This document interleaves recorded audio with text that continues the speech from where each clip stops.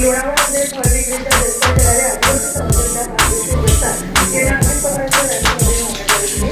व्यवसायासोबत प्रचार करणाऱ्या भाग्यश्री देसाई आणि सायंकाळी प्रचार करतात.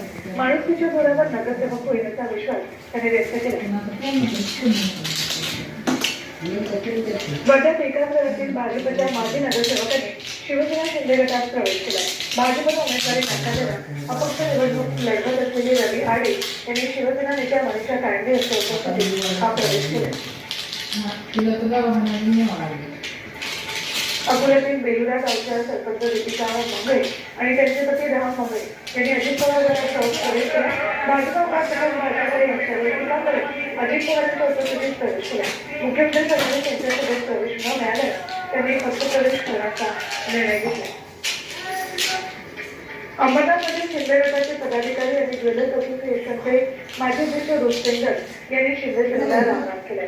शिंदे गटात नाराज त्यांनी भाजपचे प्रदेशाध्यक्ष रवींद्र चव्हाण यांच्या उपस्थितीत भाजपात प्रवेश केलाय.